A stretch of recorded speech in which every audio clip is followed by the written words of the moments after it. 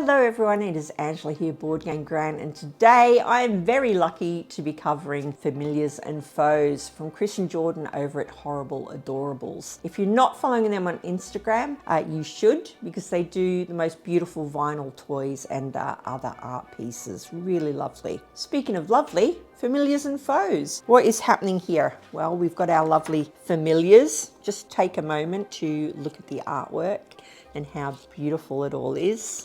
And what's happened is the witches and warlocks that our familiars are part of have been kidnapped by the evil foes, familiars and foes. And it's our job as familiars to rescue them. So it's 1 to 5 players, 20 to, I think it's 90 minutes. That might be a little long, and ages 10 plus, but I do think someone younger could play this. My granddaughter's 7.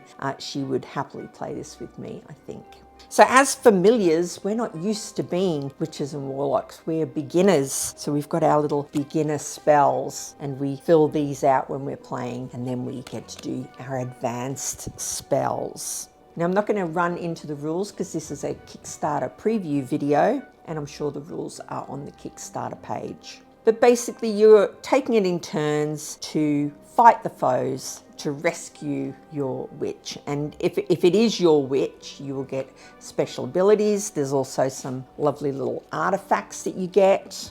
Everything about it is just gorgeous. As you can see, you've got this cloth board here. If I didn't mention as well, the box will be a proper board game box when it's finished. They're also fixing a few things, so things won't look exactly like this because this is a prototype, but they're adding more foes and things like that that will definitely add to more replayability. So speaking of playing it, did I enjoy it? Yes, I did. In fact, the whole group enjoyed it when we've played it. It's just a sweet little game. It is quite hard, by the way. It's not necessarily an easy game, and that comes down to the fact that it is pretty much chance-driven by the dice, though there are some mitigating factors to help you do better, like as I mentioned, the artifacts, your spell scrolls and other things, and they're adding other things that will help with mitigation of the chance. Everything about it's just stunning. And there's some adorable touches as well, like your little familiars, when they get killed, they turn into little ghosts and then you can bring them back to life. The components are beautiful. Just look at this little froggy guy.